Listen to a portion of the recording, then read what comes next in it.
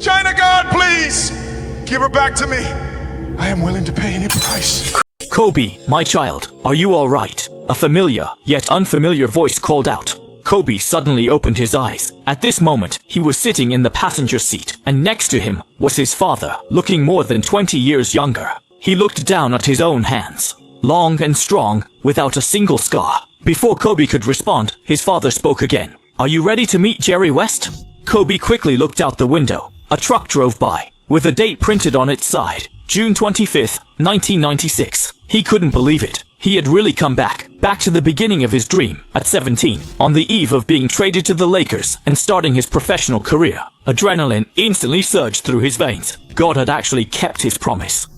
In a daze, his memory drifted back to that mysterious space where time and life or death were unknown. The helicopter crash had become a nightmare that haunted him day after day. He couldn't understand why he was the one who survived. Day after day, he made promises to the divine. Give Gianna back to me, I'll pay any price. Finally, one day, a transcendent being told him that he could have a chance to go back and change everything. But this time, your goal is no longer just to win games or championships. I want you to redefine basketball, to surpass Jordan's 6 championships, Russell's 11 rings, Jabbar's scoring record, becoming basketball's undisputed #1. If you reach my standards, when it's over, Gianna will return to you, whole and unharmed. Determination flared in Kobe's eyes. For Gianna, not just replaying the NBA, even if it was hell, she would face it. So Kobe agreed immediately. He thought it was just a dying fantasy, but she really came back. This time, there was no hesitation or compromise. She knew what she was fighting for. Kobe looked at his father, voice cold and resolute. Dad, I was born ready. Kobe took a deep breath, feeling air both familiar and strange, sensing his 17-year-old lungs expand. No pain from future knee surgeries or shoulder injuries. No years of fatigue. Only the surging energy of youth. Yet within that vitality was the soul of a 41-year-old. One that had known both highs and lows, condensed with wisdom and pain. At that moment, his father looked at him with concern. Kobe, are you alright? You seemed out of it just now. But Kobe gave a calm smile. Unlike a typical 17-year-old. I'm fine, Dad. The opportunity is here. I have to seize it. His father was stunned. There was a profound certainty in his son's tone, as if he wasn't going for an interview, but rather to reclaim something that was already rightfully his. Before long, in the hotel cafe, Jerry West was sizing up the young man before him. He had seen countless prodigies, but there was a rare depth in this kid's eyes. West decided to test Kobe. A lot of people think we're crazy to trade an all-star center for a high schooler. If he were truly 17, he might have immediately argued back. But the Kobe before him simply nodded slightly, his tone respectful, yet completely unflustered. I understand the doubts, Mr. West. But the greatest risk is taken for the greatest reward. I believe what you see is not the risk, but the reward. West raised his eyebrows. Such a mature answer. He leaned forward and pressed further.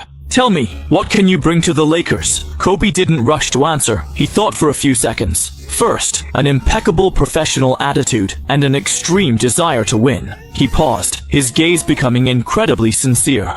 Second, I believe I can be the perfect complement to Shaq, not his competitor. At this moment, Kobe sounded like a tactical analyst. Shaq is a dominant force in the paint. He'll draw a lot of double teams, and what I need to do is hit my shots accurately to tear apart the defense. More importantly, he emphasized, his eyes burning with intensity, I can provide perimeter defensive strength. Together, we can build a new era for the Lakers. West almost gasped at these words. Was this really an interview? It was clearly a strategic discussion. This 17-year-old kid had just laid out a grand blueprint for the future Shaq-Kobe partnership. West couldn't help but marvel. This kid is only 17. How does he even think of these things? But Kobe just smiled, and in that smile was a hint of world weariness.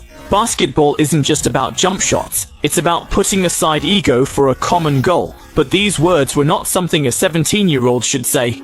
This was the truth the 41-year-old Kobe would only come to understand. West fell silent. It was as if an old soul resided in the young man before him. In that moment, all his doubts vanished. He suddenly burst out laughing, the kind of joy one feels upon discovering a rare treasure. Trading Divac for you is the best deal I've ever made, he said. Kobe smiled too, his eyes confident yet humble. I won't let you down. What we want isn't just a few championships, but a legend." Right after the meeting ended, his father came up to him excitedly and asked, "How did it go? What did he say?" But Kobe simply replied calmly, "It went well, Dad. We reached an understanding." Then he walked over to the window, overlooking all of Los Angeles. This city would once again become his stage, but this time, he held not only talent in his hands, but also the heart of a seasoned veteran who saw through everything. He knew how to handle the media, how to manage the locker room, how to sacrifice his stats, and all of it was for that ultimate goal. Gianna. He clenched his fist tightly, making a promise to his daughter beyond the bounds of time. "This time, everything will be different. For you, I will win it all in a way they can understand." In the blink of an eye, the spotlight in Los Angeles burned hotter than the sun, and the media headlines grew more sensational by the day. The Lakers trade proven talent for a high schooler. West's high-stakes gamble on potential over efficiency. Meanwhile, the atmosphere in the locker room was incredibly tense. The veterans scrutinized this 17-year-old rookie with critical eyes. In his previous life, Kobe would have responded with even more intense training. Now, he wasn't rushing to prove himself. He took the initiative to ask veteran Byron, "Was my timing on the drive too early?" He asked Cedric, "How do you make up for your footwork?" This humility moved everyone. Kobe quietly integrated into the team through his actions and respect. At that moment, West and Coach Harris were troubled by one thing. Negotiations with Shaquille O'Neal in Orlando had stalled. "We might need a plan B," the coach said gravely. Unexpectedly, a calm voice spoke up. "He will come." West and Harris whipped their heads around. It was Kobe. The coach smiled, thinking it was just youthful naivety, but to their surprise, Kobe cut him off directly, his tone leaving no room for doubt. "Coach, I know this is complicated, but we have to get him." He looked at West, his gaze sharp as a blade. "It's not just about next season, but about the next 10 years. He's a dominant big man, the cornerstone of a championship team, and I can wait for him, play alongside him." West was shaken to his core. This young man had seen through everything again. He had even already thought about how to coexist with Shaq. Such a level of vision, far beyond his years, was simply incredible. West couldn't help but ask, "Aren't you worried about your own touches and stats?" Hearing this, Kobe just smiled, a smile full of absolute confidence. "Winning brings everything. When Shaq and I are on the court together, their only choices are poison, and our job is to make sure whichever they pick, it kills them." These words left West and Harris speechless. They watched Kobe's determined back as he walked away. Harris muttered, "What kind of monster have you brought in?" Days later, at the press conference, reporters fired off pointed questions. "What makes you think you can handle the NBA? The Lakers paid a high price for you. Will that be a burden?" If it had been the old Kobe, he might have fired back. But today, he calmly picked up the microphone. "I understand all the doubts," he said. "All these questions are reasonable, but I didn't come here to answer doubts. I came here to win. As for the price and my worth, time will prove Mr. West's judgment." His gaze swept across the room, not a hint of panic in his eyes. Basketball is about hard work, about intelligence, and even more about the desire to win. None of that has anything to do with whether I'm 17 or 27. The room instantly fell silent. His response was flawless, steady, confident, and skillfully avoided every trap. The next day, the media's tone quietly shifted, mature beyond his years. Kobe displayed astonishing composure. In the locker room, the veterans watched as the doubt in their eyes gradually turned into approval while reading the newspapers. But Kobe didn't care at all. He tightened his shoelaces, dribbled his basketball, and treated the media's skepticism as nothing but noise. He knew the real game hadn't even started yet. His chessboard was far bigger than anyone could imagine, and the first move was to wait for the arrival of the big shark. In July, Los Angeles was set ablaze by a piece of news. ESPN ran a bold headline: "Shaquille O'Neal heads west to join the Lakers." The news hit the NBA like a bomb, and in an instant, all the doubts about Kobe were crushed by O'Neal's massive presence. The atmosphere in the locker room changed overnight. Everyone was raring to go.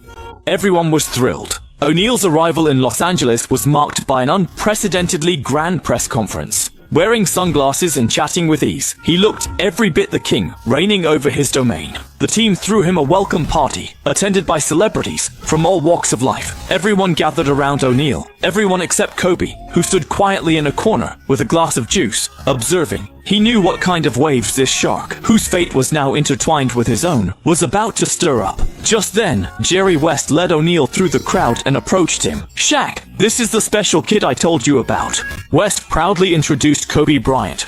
O'Neal lowered his head, giving him that signature look, part scrutinizing, part playful. "Oh, so you're the high school kid."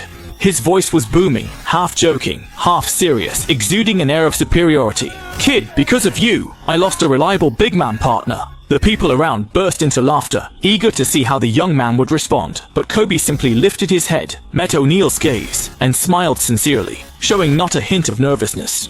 "I know, Shaq. That's why my job is to make you completely forget about Divac," he replied, his tone calm and confident. As if stating a simple fact, he continued, "I can pass the ball, but I can also help you put the ball in the basket. And when you're triple teamed, I can get the ball to you from any angle." Kobe paused, his tone turning teasing, yet full of respect. "More importantly, with me running on the outside, your space in the paint will be much bigger than it was in Orlando." As soon as he finished, the room was momentarily stunned, then erupted in even louder laughter. O'Neal was taken aback too, then broke into a wide, booming laugh. This kid was smart. He hadn't argued back, but instead played right along with what Shaq had said. He pointed out the huge benefits of their cooperation, exactly what O'Neal wanted to hear. "Haha, I like you, kid," O'Neal said, giving Kobe a heavy slap on the shoulder. Kobe just swayed a little, his smile unchanged. West watched, his face full of satisfaction. He hadn't expected Kobe to close the distance with the big shark in just a few words. When the party ended, Kobe went home alone. Outside his window, the dazzling Los Angeles night sparkled, but inside, he felt calm. Shaq had arrived. The gears of fate had begun to turn, and this time, he held understanding and foresight. He would never let disputes ruin the team's potential. He took out a new notebook and solemnly wrote on the first page, "Goal 1. Gianna must become the undisputed number 1. Immediately after, he listed his current stage goals. First, integrate into the team and earn their trust. Second, strengthen his body to adapt to the intensity of the NBA. Third, polish his skills so there are no weaknesses. Fourth, win Rookie of the Year." His gaze lingered on the fourth point for a long time. Rookie of the Year. He knew that this year's winner was the number 1 pick, Allen Iverson, who in his previous life had been himself. His stats were mediocre, and he received very few votes. But this time, things were different. He needed to start accumulating indisputable credentials right from the beginning. Winning Rookie of the Year would be the first strong signal he sent to the league. He wouldn't fight for ball possession. Instead, he would use the most efficient scoring, the most suffocating defense, and the most clutch performances, so that everyone would vote for him without question. Closing the notebook, Kobe shut his eyes, and Gianna's smile appeared in his mind. From the very first lesson, "Vivi," he whispered softly, a gentle smile curling at his lips, "Daddy will win them all back for you." A few days later, the Lakers' preseason training camp officially began, and Kobe felt an indescribable sense of wonder. His mind was that of a master, but his body was like a brand new supercar. Not only had God sent him back, it seemed he had also given his hardware a perfect upgrade. But Kobe didn't show off. He knew the preseason wasn't a stage for personal performances, but rather a testing ground for him to integrate into the system and build trust. Just then, the first intra-squad scrimmage began. Head coach Harris actually placed Kobe on the bench squad, and their opponents were the full starting lineup, including Van Exel and Eddie Jones. The coach wanted him to get a taste of the NBA's intensity, but as soon as the game started, Kobe's performance stunned everyone. He didn't demand to go one-on-one. Instead, he absorbed all the information on the court like a sponge, and his off-ball movement was incredibly sharp. He always appeared in the most crucial spots. As soon as he got the ball, he didn't hesitate for a second. Facing his future starting rival and defensive ace Eddie Jones, he didn't try to force his way through with flashy dribbling. Instead, he used a convincing pump fake, then instantly bounced a pass to a cutting teammate for an easy basket. In the very next possession, the wild Van Exel tried to use his speed to overpower him, but Kobe's base was rock solid, and his lateral quickness was astonishing. He stuck to his opponent like glue, anticipated every change of direction, and finally made a clean, crisp steal. After the steal, he didn't go coast to coast himself. Instead, he looked up. A pinpoint, long pass that spanned half the court. Wow! Exclamations of amazement came from the sidelines. With that vision and skill, how could he possibly be a high schooler? By the end of the game, Kobe's stats were 12 points, several assists, 3 steals, and 0 turnovers. Not once did he force a shot. Every decision he made with the ball was almost frighteningly sound. Head coach Harris was completely stunned. He turned to West and asked, Are you sure he's only 17? With that basketball IQ and that defense, he looks like a 10-year veteran point guard. He doesn't even care about scoring. West just smiled. I've told you before, he's special. All he knows is how to win. The looks Eddie and Van Exel gave Kobe had completely changed. No more underestimation, only seriousness and respect. This kid had won everyone's attention with his defense and playmaking. And so, the preseason officially began. The media and fans were all waiting to see this high school kid make a fool of himself. But instead of a scoring maniac, what they saw was a relentless fighter on defense. Kobe, who volunteered to guard the opposing team's main weapon with quick footwork, advanced anticipation, and relentless harassment. Reporters even gave him the nickname Gum because he stuck to his man like glue. But that wasn't all. They also saw an incredibly selfless team player. He moved tirelessly off the ball, creating space, timing his cuts perfectly, and never holding onto the ball unnecessarily. When the opportunity came, he took his shot decisively and nailed it. His assist-to-turnover ratio stood out among the rookies, but every now and then, he would bare his fangs, like during a fast break, striding down the court with long, powerful steps. He soared past everyone and threw down a thunderous tomahawk dunk that electrified the arena. After the dunk, he didn't celebrate. His face stayed expressionless as he quickly hustled back on defense, as if he'd done something ordinary. This maturity silenced all the doubters, and the media's tone shifted from skepticism to surprise. Kobe conquered the preseason with his defense and selflessness. The Lakers had struck gold. In the locker room, his teammates grew fond of this young guy. Shaquille O'Neal even wrapped his arm around him in front of the cameras, laughing. "I love this kid. He knows how to pass me the ball and play defense. Did you see that? This is the future." Kobe just smiled, but inside he was clear. Everything was under control. Rookie of the Year isn't just about scoring. It's about efficiency and defense too. Reputation is just as crucial. He perfectly concealed his terrifying offensive desire beneath the shell of team play, just waiting for the right moment to bare his deadly fangs. At night, he once again opened his notebook and checked off a few more boxes under his Rookie of the Year goal. Then he closed the notebook, his gaze seeming to pierce through the walls, looking far off toward the distant court where AI was playing. "Go ahead and score. Enjoy the spotlight to your heart's content," he whispered to himself, as if declaring war on his future rival from afar. "You want the stats, but I want it all."